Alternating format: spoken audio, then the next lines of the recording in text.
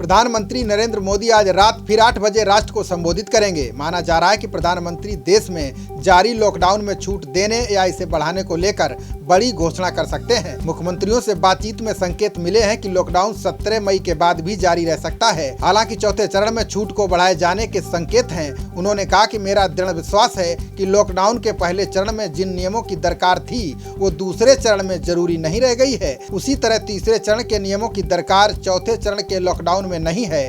केंद्र सरकार के रणनीतिकारों को लग रहा है कि ये धीरे धीरे खुलेगा। रेल सेवा शुरू हो गई है, जल्द ही सड़क परिवहन सेवा भी शर्तों के साथ शुरू हो सकती है। फेस शील्ड, मास्क समेत अन्य सुविधाओं के साथ अंतर्राज्यीय हवाई सेवा बहाल किए जाने का निर्णय हो सकता है। उम्मीद की जा रही है कि रविवार तक गृह मंत्रालय इस संदर्भ में एडवाइजरी जारी कर सकता है। केंद्र सरकार औद्योगिक गतिविधियों को आगे बढ़ाने के लिए विशेष सावधानी के साथ छूट दे सकती है। प्रधानमंत्री मोदी ऐसे समय में देश को संबोधित करने वाले हैं जब एक दिन पहले ही उन्होंने सभी राज्यों और केंद्र शासित प्रदेशों के मुख्यमंत्रियों से बात की थी। प्रधानमंत्री मोदी ने सभी मुख्यमंत्रियों के साथ वीडियो कॉन्फ्रेंसिंग के जरिए बातचीत की थी। पीएम मोदी ने जन से जग का नारा देते हुए आर्थिक गतिविधियां शुरू करने पर जोर दिया। उन्होंने राज्यों से गांव तक संक्रमण नहीं फैलने देने पर जोर दिया था। उन्होंने कहा था कि जरूरत संतुलित रणनीति के साथ आगे बढ़ने और चुनौतियों से निपटने का रास्ता तय करने की है। इस दौरान 5 राज्यों ने भी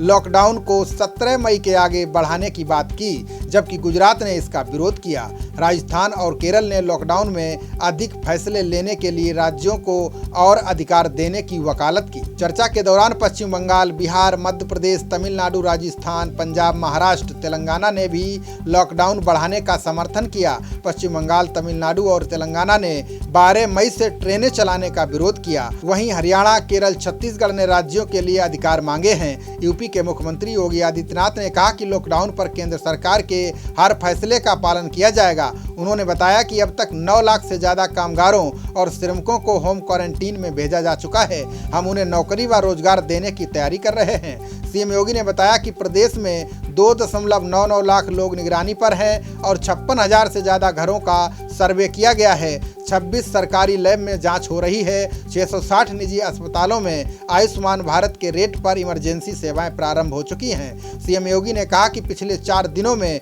3 लाख से ज्यादा लोग बसों व ट्रेनों के माध्यम से आए हैं। निकट भविष्य में 10 लाख से ज्यादा और आने हैं। 20 लाख लोगों को रोजगार देने की तैयारी के लिए हम लेबर रिफॉर्म लेकर आए हैं। लेबर रिफॉर्म उन्हीं जगह लागू किए जाएंगे जहां नई यूनिट लगेंगी। राजस्थान के मुख्यमंत्री ने कहा कि रेड, ग्रीन और ऑरेंज जोन तय करने का अधिकार राज्यों को मिले, जबकि केरल ने लॉकडाउन से जुड़े दिशा निर्देशों में उचित बदलाव करने की आजादी की मांग की। दिल्ली के मुख्यमंत्री अरविंद केजरीवाल ने कहा कि क्वारंटाइन जोन को छोड़कर दिल्ली सरकार सभी तरह की आर्थिक गतिविधियां खोलने को लेकर तैयार है।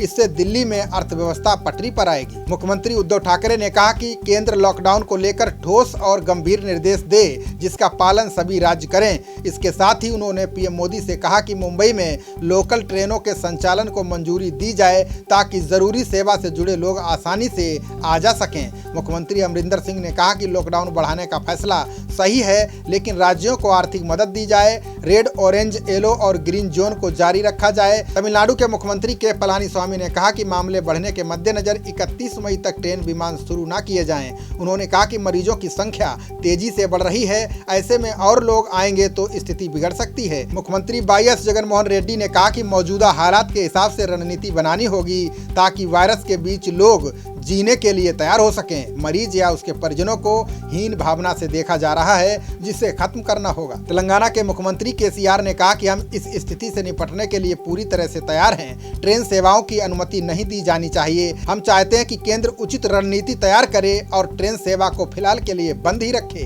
तेलंगाना के सीएम ने आशंका जताई है कि ट्रेन सेवाओं को फिलहाल शुरू करने से कोरोना वायरस का संक्रमण फैल सकता है और स्क्रीनिंग का काम मुश्किल हो जाएगा। पश्चिम बंगाल की सीएम ममता बनर्जी ने केंद्र सरकार पर भेदभाव का आरोप लगाया।